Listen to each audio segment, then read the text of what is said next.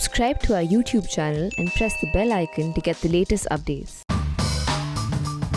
Cairn and Vodafone. These two companies, their names popped up in our headlines over the last couple of days quite prominently.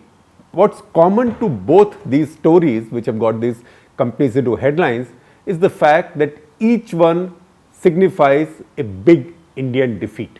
Because against both these companies, India was facing challenges on its retrospective taxation demand, and we'll come to that, the details of that. India changed its tax laws retrospectively in 2012. It changed its tax laws with effect from 1962, and using that from a back date demanded tax from these companies.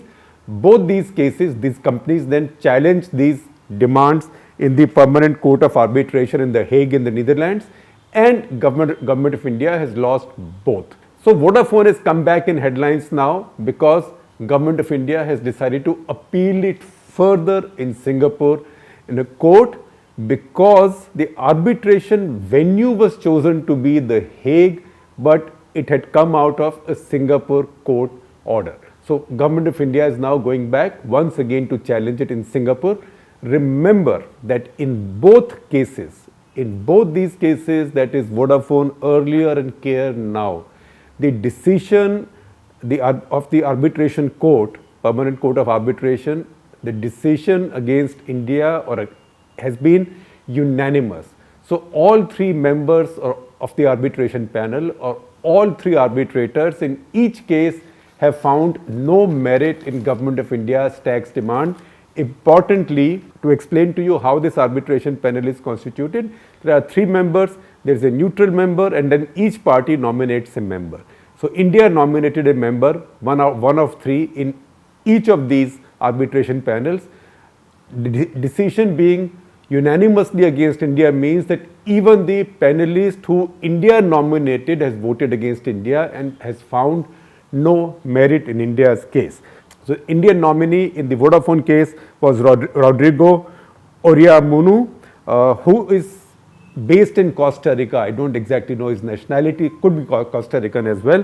So Rodrigo Oriamunu, he voted in favor of Vodafone, and now J. Christopher Thomas, QC, who was India's nominee to the arbitration panel against Cairn, also voted against India. So even India's even India's nominee judges, I'm just using it very loosely, have not seen any merit in India's case. But you know what?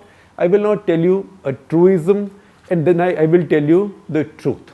So the truism is that when you find yourself in a hole, you should stop digging, or when you find that you've dug yourself into a hole, you should stop digging. Bahut ho gaya. Don't keep repeating it. That is the truism.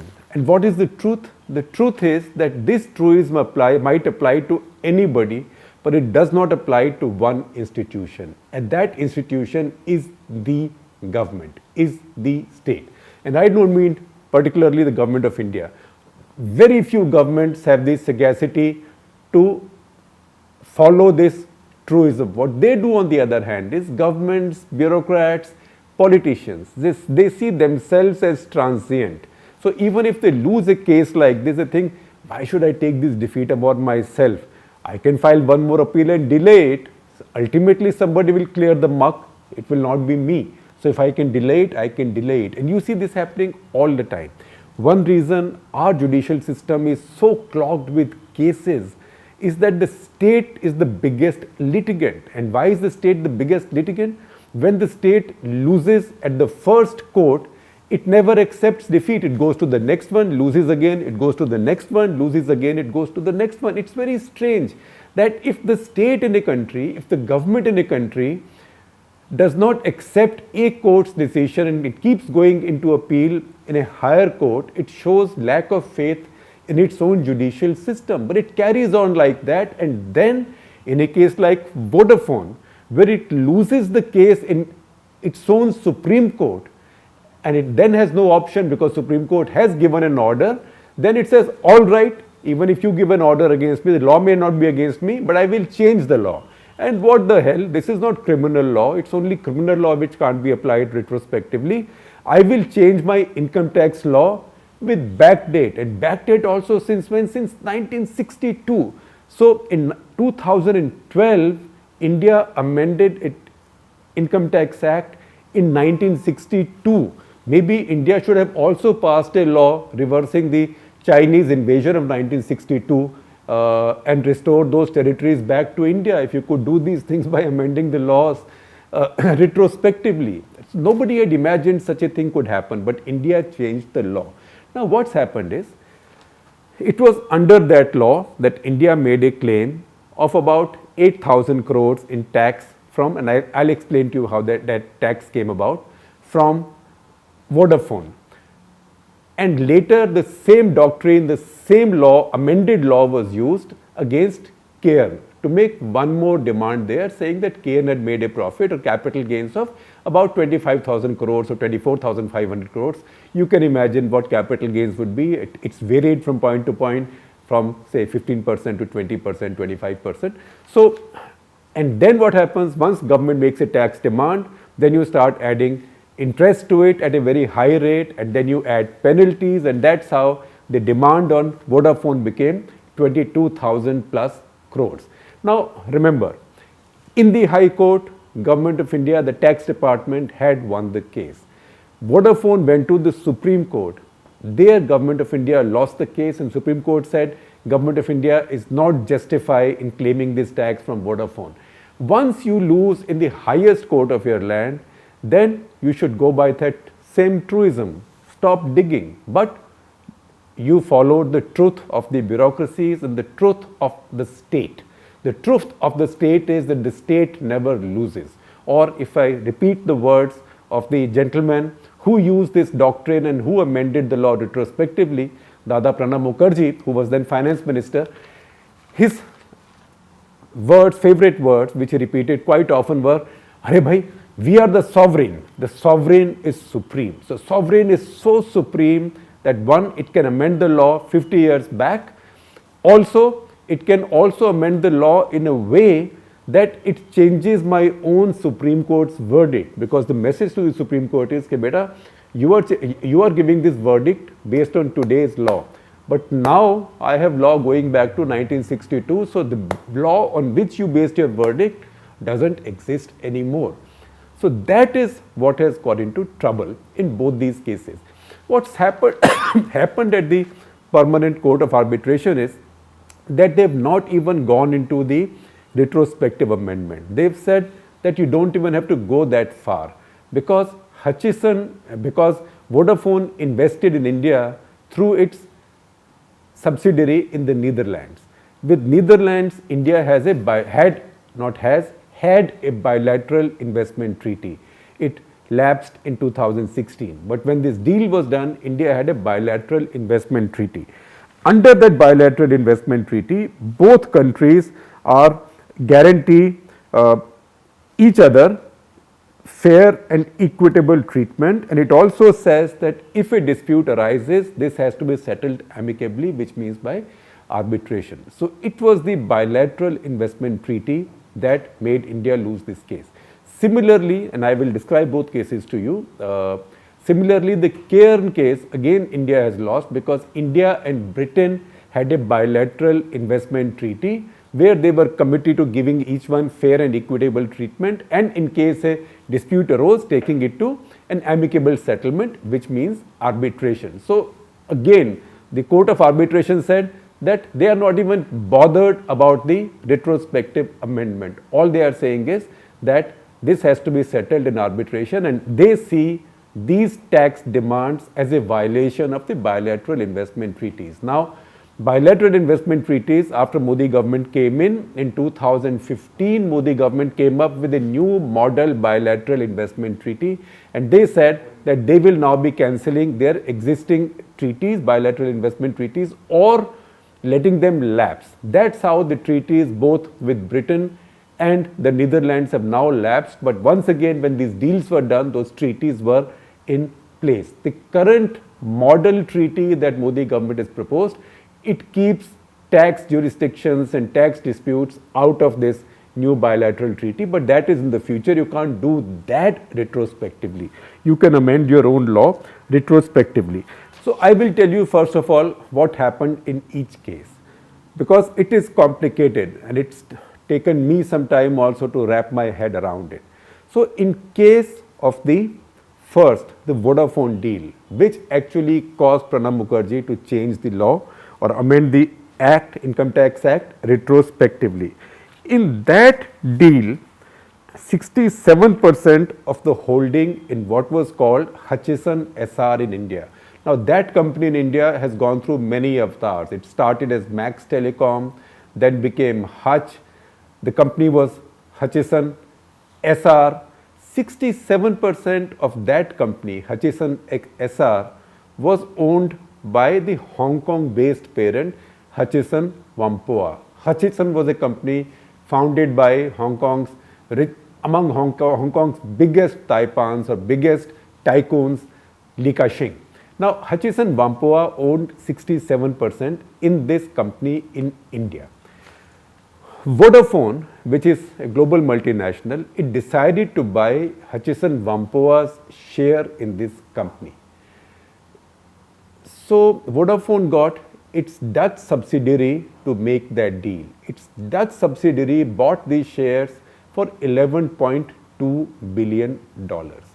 This deal was done in Cayman Island, which is a tax haven.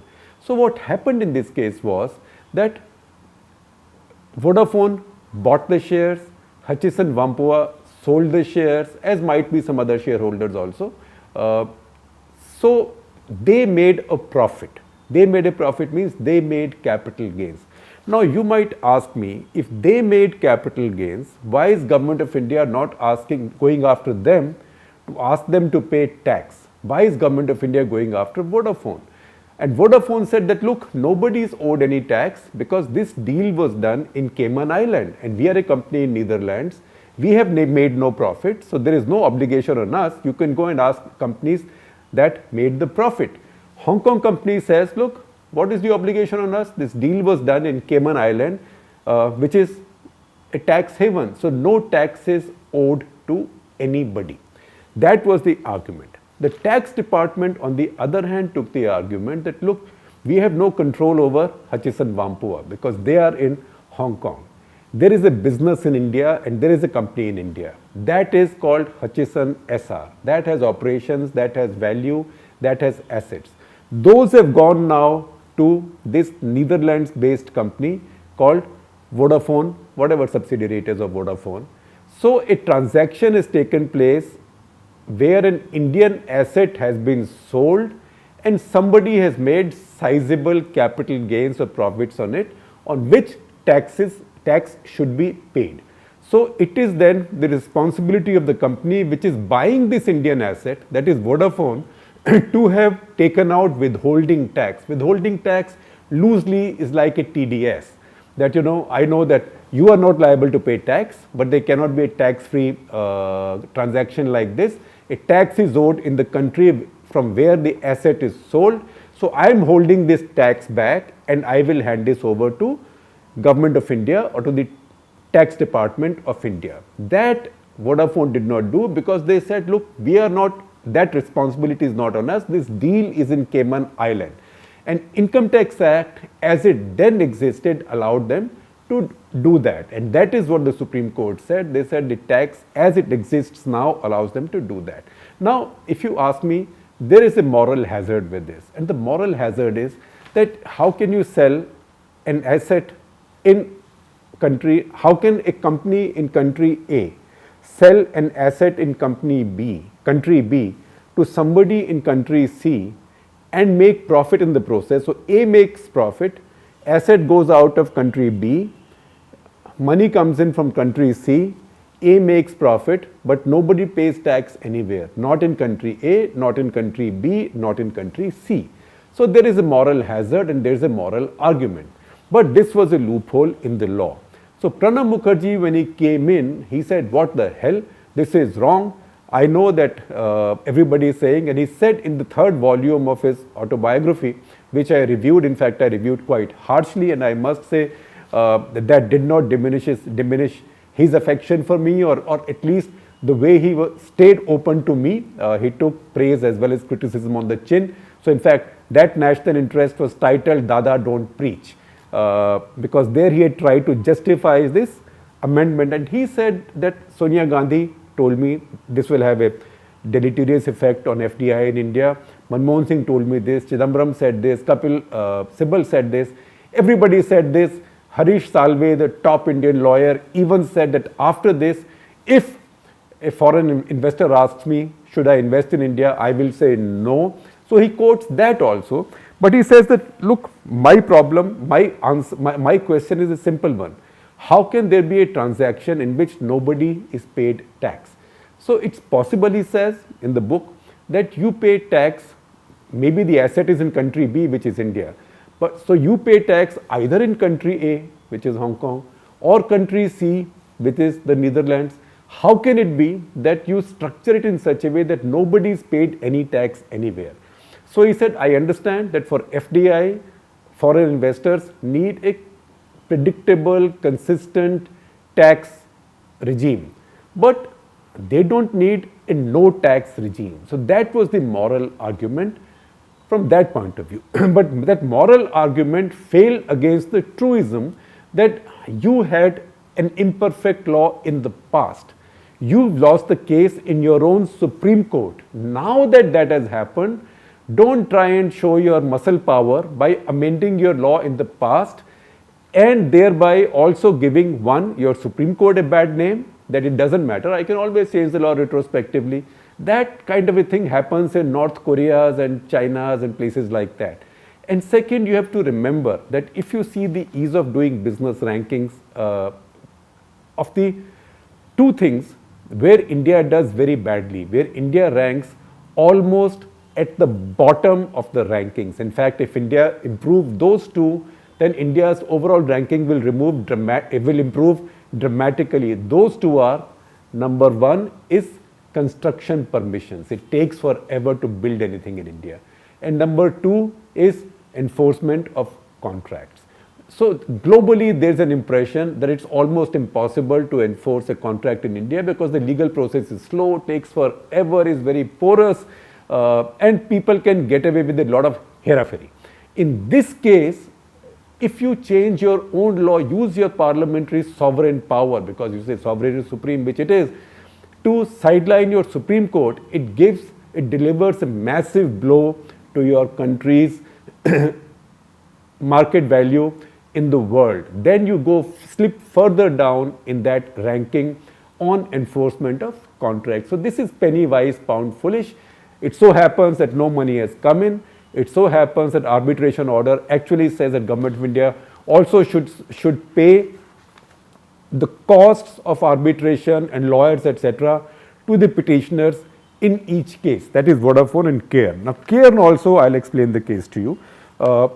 Cairn case is very similar to Vodafone case, except it gets very twisted because every entity there is called Cairn. So let me try and put this in sequence. Cairn India Holdings was the company in India, an oil exploring company. They are the ones who found oil in Rajasthan, India's biggest onshore find.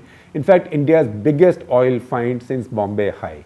And this has turned Rajasthan's economy. This has also turned India's energy economy. So Cairn India Holdings was a fully owned subsidiary of Cairn UK Holdings. Cairn, the company is Edinburgh based in Scotland. Cairn UK Holdings in turn is a subsidiary of Cairn Energy. So once again, Cairn Energy, Cairn UK Holdings, Cairn India Holdings. How the transaction took place was that the India assets were transferred by Cairn Energy, the parent company, to Cairn India. That is the Cairn India Holdings. In 2006, Cairn India acquired the entire share capital of Cairn India Holdings from Cairn UK Holdings. So Cairn UK Holdings held 69% of Cairn India Holdings, which a company called Cairn India, part of the same group, then acquired because that company had to go for an IPO in India. So that company acquired, and against those, shares were issued to Cairn UK Holdings in the new company that was coming into being in India, which was then holding the Indian assets where oil had now been found. So those assets had a lot of value. So hence, Cairn India through Cairn UK acquired 69% equity in the company. In 2011, the grandparent, that is Cairn Energy, Cairn grandparent, then parent Cairn UK, then child Cairn India. So the grandparent Cairn Energy sold its Cairn India holdings to Anil Agrawal's Vedanta Group, and they sold effectively all their shareholdings, but before they could transfer about 9.8%, the tax people came in and they said nothing doing, the same thing is being done to us as happened in the case of Vodafone, you cannot do it. So they barred them from transferring the remaining 9.8%, and also they barred this company from issuing any dividends against these shares to the parent holding of Cairn. So that dog's breakfast is now being cleaned up by this arbitration court in The Hague. Once again, knowing the way governments work, Government of India will most likely go into appeal. Maybe more money will be wasted in an appeal. What chances do you have of winning a case where even your own nominee has voted against you, has seen no merit in your case? I don't know. But once again, the truth, the truism and the truth. The truism is when you get caught in a hole, or when you've dug yourself into a hole, stop digging. That's the first thing. But if you are in the government, or if you are the government, you think, why should I stop digging? I should continue digging, let the hole be deeper. One day I will get out of it. Someone else will be here on behalf of the country. So the state will carry on forever, and let us see if it's lost someday. Why should I put this blame upon myself? So once again, government will go and file an appeal. If it doesn't, then I will say that Narendra Modi has given one more evidence that he truly believes that these are Gada Murdas, these are old mummies, he should not be exhuming them. ये गड़े मुर्दे हैं, इनको उखाड़ने का फायदा नहीं है, ये पहले की गलतियां की गई हैं. While I say that, I will conclude with a quote from Pranam Mukherjee's third volume of his memoir. His fourth volume is now making news, but this is the third volume. In that, there was a para when he discussed his retrospective amendment and why he did it, etc., etc.